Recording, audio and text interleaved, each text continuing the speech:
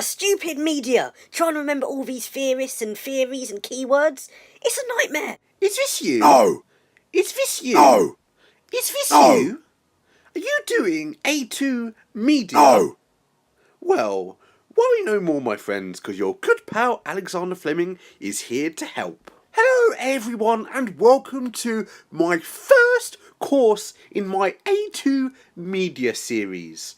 We will be going over all the theories, all the facts, all the stuff that you're going to be needing to top and get an A star in that OCR A2 Media exam. So I'll be covering all the questions, regulation, all that good stuff, and today we shall be starting with genre. So let's get right into the info, guys.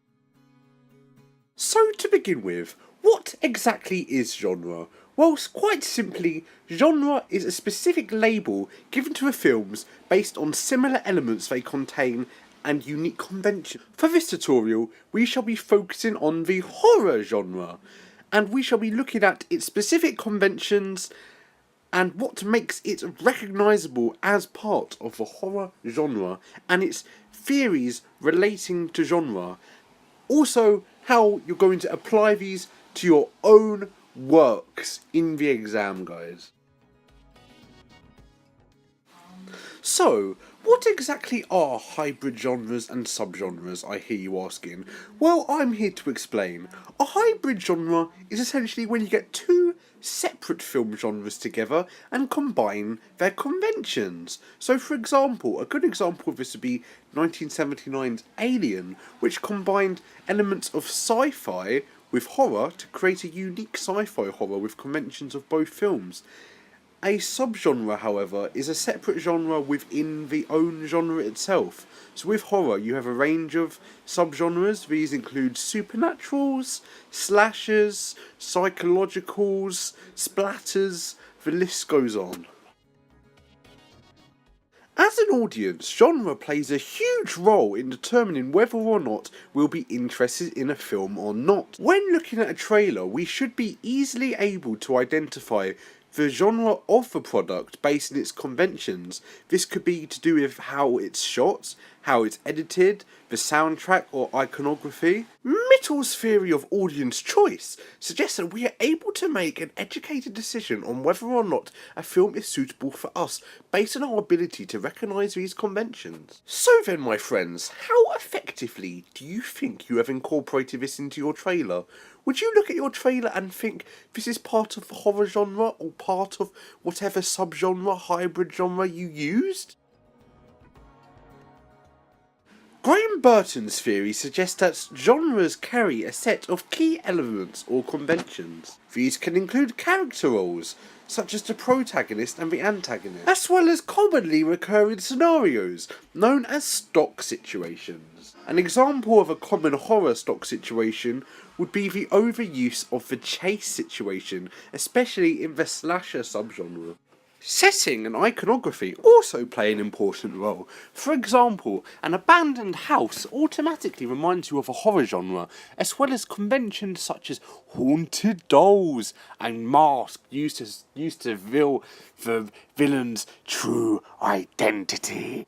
Sound and editing are also very vital in creating an authentic feeling horror trailer. For example, transitions such as cuts and fades to black are very commonly used in the horror genre. Not to forget an ambient soundtrack along with sound effects such as screams, drones, you name it. The theorist Steve Dill believes that it is very important that genres must develop over time in order to stay fresh and relevant to audiences. This has been vital in the long running of genres such as horror. For example, looking back at early zombie films, we can tell that the idea of a zombie has changed an awful lot since they were first introduced in films such as Night of the Living Dead. Hybridization is also used in order to keep genres relevant. For example, horror comedies such as Shaun of the Dead and horror romances such as iZombie. Rick Ortman's theory of pleasures suggests that there are a series of reactions an audience can have to a media text. This includes visceral pleasure, a physical response from an audience. You know, for example, when you watch a Block Mafia video and you want to smash your fist into a brick wall. Emotional pleasure, the feeling you had when Onion Grandad died for the first time. Or was it the second time? Who even knows at this point? And finally, intellectual pleasure, a pleasure you can only receive from watching episodes of Rick and Morty. This is when an audience looks deeper into a media text, trying to find out the deeper meanings of things and work out the mystery of the text.